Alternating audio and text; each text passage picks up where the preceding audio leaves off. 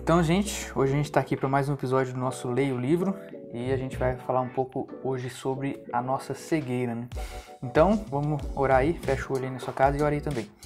Deus, muito obrigado por esse momento, muito obrigado porque o Senhor nos deixou as Escrituras, Deus, que vai moldar a nossa mente, que molda todo o nosso caráter, e muito obrigado porque a gente tem liberdade para estudar ela.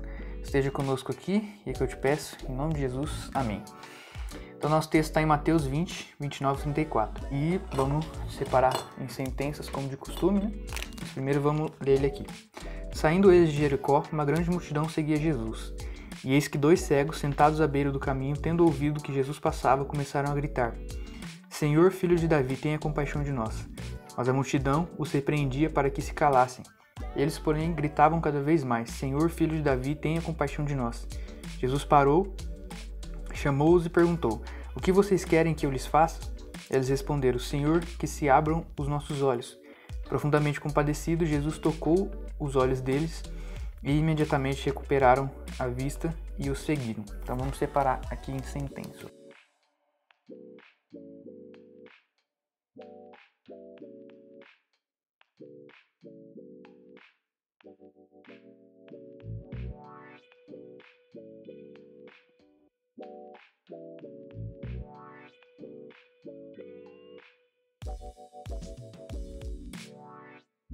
Então a gente já separou em sentenças e agora a gente vai começar a estudar um pouco mais cada sentença, né? Então na primeira, saindo eles de Jericó, uma grande multidão seguia Jesus. E eis que 2 cegos sentados à beira do caminho, tendo ouvido que Jesus passava, começaram a gritar: Senhor, filho de Davi, tenha compaixão de nós. Então aqui a gente pode colocar assim, como primeiro ponto,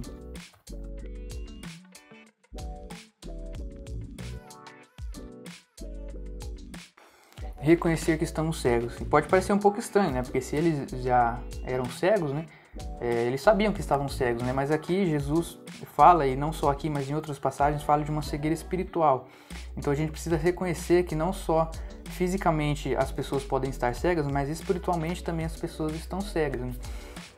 E o segundo ponto que a gente pode aprender aqui é que eles começaram a gritar, né? E não gritar para qualquer pessoa, mas eles gritaram para o Senhor, o filho de Davi, que era quem poderia resolver o problema deles, né? Então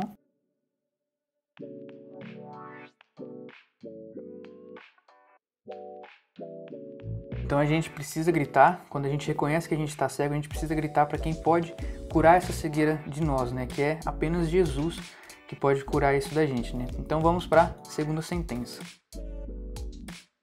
Mas a multidão os repreendia para que se calassem. Eles, porém, gritavam cada vez mais: Senhor, filho de Davi, tenha compaixão de nós.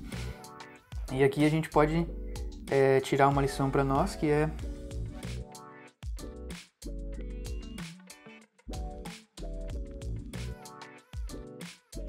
a gente precisa continuar gritando apesar da multidão, né?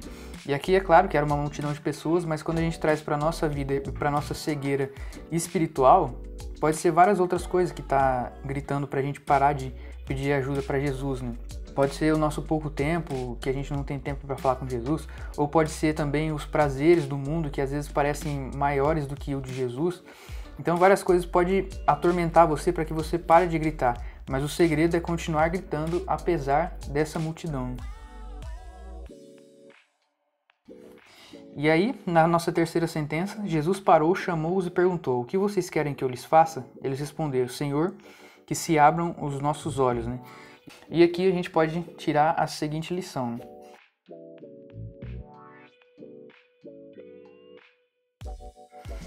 Então aqui a gente pode tirar nessa terceira lição que se a gente reconhecer que estamos cegos, se a gente gritar para Jesus que pode nos curar, e se a gente continuar gritando apesar da multidão, em algum momento nós vamos ser desafiados por Jesus a resolver a raiz do nosso problema.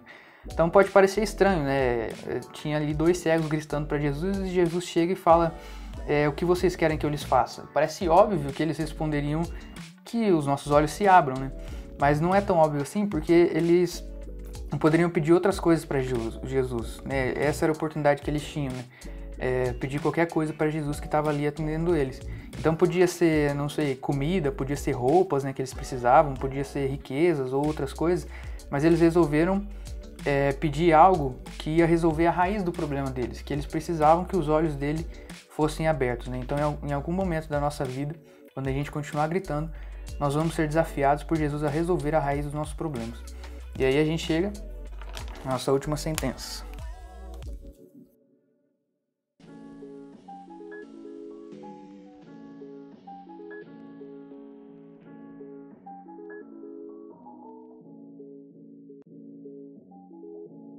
E aqui na nossa última sentença, profundamente compadecido, Jesus tocou nos olhos deles e imediatamente recuperaram a vista e o seguiram.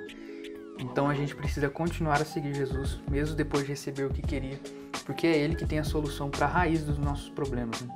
E aí uma pergunta que surgiu enquanto eu estava estudando aqui é por que eu preciso ser curado, né?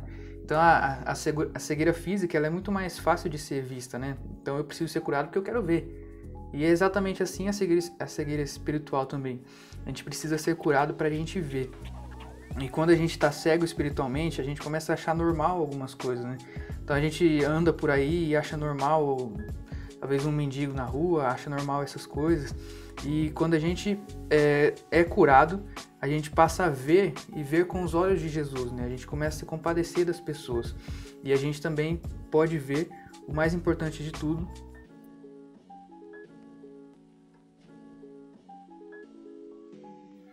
que é ver a glória de Deus, né? Então, quando Deus nos cura da nossa cegueira espiritual, a gente pode ver a glória de Deus e através disso nós somos transformados, porque esse é o nosso objetivo, sermos transformados à imagem de Deus.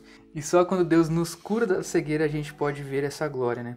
Então, que essa possa ser as nossas orações nos próximos dias, né? Deus cure a nossa cegueira. É isso aí, gente, e até o próximo episódio. Thank you.